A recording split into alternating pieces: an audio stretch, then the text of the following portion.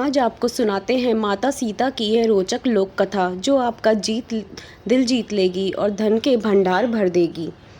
ये कहानी सीता माता कहती थीं और श्री राम इसे सुना करते थे। एक दिन श्री राम भगवान को किसी काम के लिए बाहर जाना पड़ गया तो सीता माता कहने लगी कि भगवान, मेरा तो 12 वर्ष का नित्यनेम है, अब आप बाहर जाएंगे तो मैं अपनी कहानी किसे सुनाऊंगी। श्री राम ने कहा कि तुम कुएं के पाल पर जाके बैठ जाना और वहाँ जो औरतें पानी भरने आएंगी उन्हें अपनी कहानी सुना देना।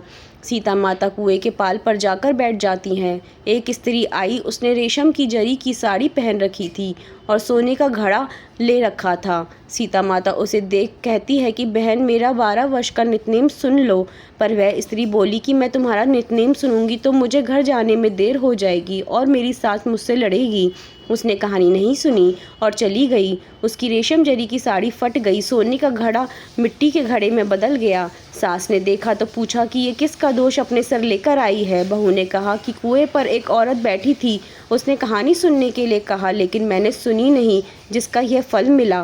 बहू की बात सुनकर अगले दिन वही साड़ी और घड़ा लेकर सास कुएं के पाल पर गई। सास को वही माता सीता बैठी मिली तो माता सीता ने कहा कि बहन, मेरी कहानी सुन लीजिए। सास बोली कि एक बार छोड़, मैं तो 4 बार कहानी सुन लूँगी।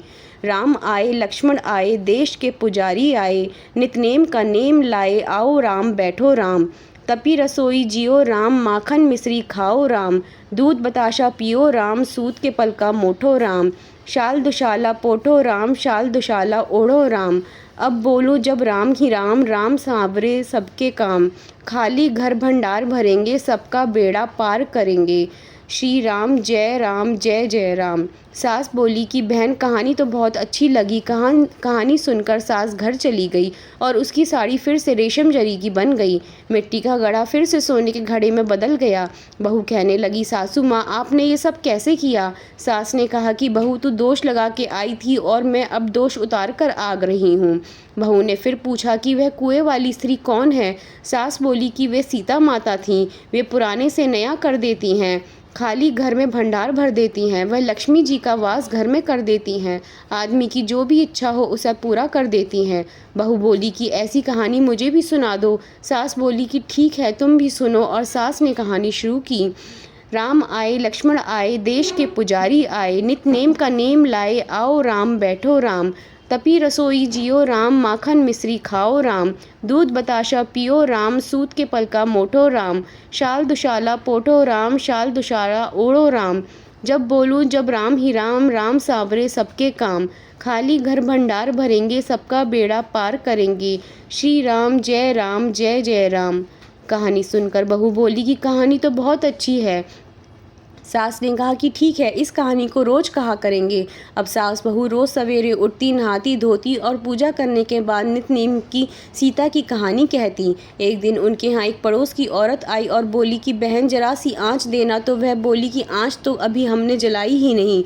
पड़ोसन ने कहा कि तुम सुबह 4 बजे से उठकर क्या कर रही हो। फिर उन्होंने कहा कि सुबह उठकर हम पूजा करते हैं, फिर सीता माता का नितनेम की कहानी कहते हैं।